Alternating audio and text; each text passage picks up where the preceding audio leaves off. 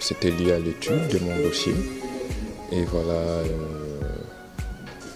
les fruits sont là. J'ai été choisi, sélectionné, honoré aussi. Et un grand remerciement à FPU et surtout à M. Mike qui a me donné toutes les informations possibles pour la fédération et pour un ambassadeur, les actions, les principes, les projets. Donc voilà ce que je peux dire. C'est vraiment un grand moment de joie et de bonheur.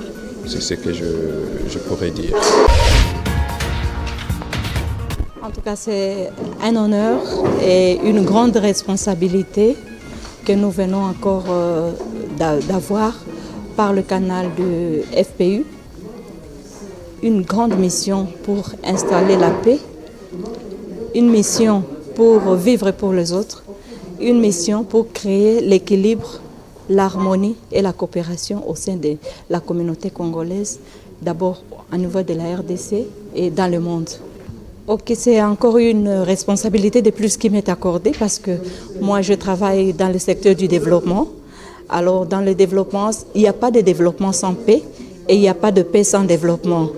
C'est-à-dire que toute la communauté que vous avez vue là, ce sont les paysans qui collaborent avec moi sur le terrain, qui me connaissent, mais qui viennent de voir qu'au-delà de tout ce que nous faisons encore avec eux comme action de développement, il y a encore des notions de paix que nous devons encore travailler dessus, que nous devons encore partager, que nous devons encore approfondir les notions de paix sur le terrain, dans nos relations du quotidien, dans la gestion avec eux et dans le travail.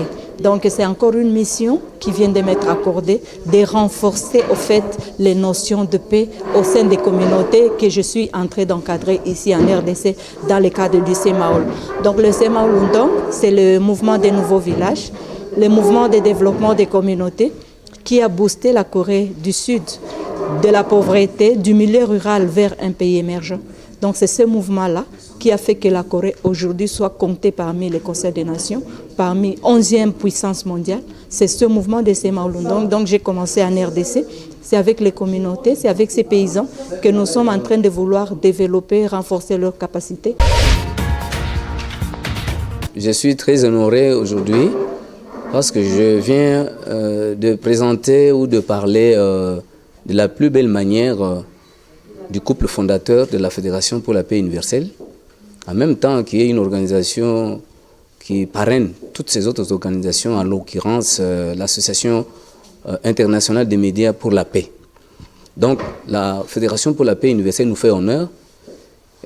Cette activité, nous l'organisons pour être au fait, en connexion avec l'Afrique du Sud, où se tient, au moment où je vous parle, un grand sommet mondial de la FPU basé essentiellement sur la paix, la sécurité et le développement. Et le secrétaire général de cette organisation qui nous fait honneur de nous représenter valablement au niveau de l'Afrique du Sud. C'était un motif pour moi aujourd'hui en tant que secrétaire général de l'Association internationale des médias pour la paix. En même temps, je suis directeur de cabinet au Conseil national de paix et porte-parole de la Fédération pour la paix universelle. Nous avons organisé cette cérémonie pour honorer un héritage de paix. L'héritage de paix laissé par le feu Dr San Myang Moon, qui nous a légué ce combat, cette lutte pour la paix et que nous voulons vraiment consolider en République démocratique du Congo. Nous avons eu 6 personnalités qui ont été distinguées et honorées aujourd'hui. Comme dans toutes nos cérémonies, lors des occasions spéciales, nous distinguons toujours des personnalités. Et pour cette conférence, c'était une occasion aussi que l'Association internationale des médias pour la paix célèbre ces 2 ans. Depuis le 6 mai 2017, nous l'avons lancé, mais nous n'avons jamais tenu une activité de global leader dans le sens de pouvoir parler de la paix dans la version média et surtout avec cet investissement et cet effort massif. Je voudrais ici, en synthèse ou en conclusion, dire que la conférence a bel et bien eu lieu. Nous avons parlé du travail fait par le fondateur et ce travail est suivi par son épouse qui fait des choses énormément extraordinaires. Et ici en RDC, nous lançons un appel pathétique à toutes nos autorités, à toutes les institutions et à tous les niveaux que ce soit.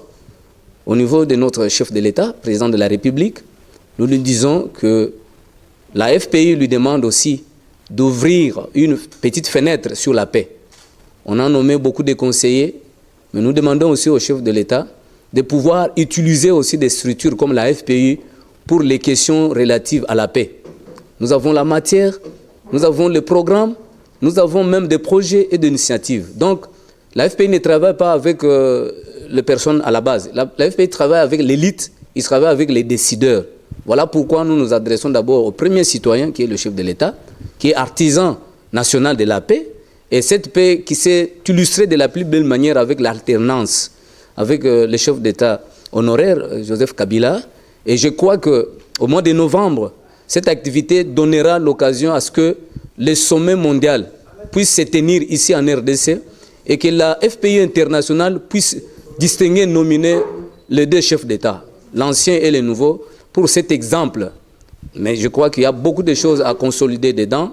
C'est pourquoi nous lançons l'appel aussi à d'autres institutions, au Parlement, aux cours et tribunaux, au corps constitué de la nation, pour que tous ensemble, nous puissions privilégier beaucoup plus le pardon, la réconciliation et le dialogue. Car les problèmes auxquels la nation fait face aujourd'hui ne peuvent pas être résolus par la logique de la force, ni de la haine.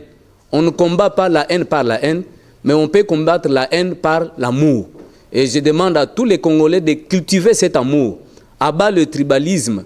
La tribu, oui, chacun en a, mais pas le tribalisme.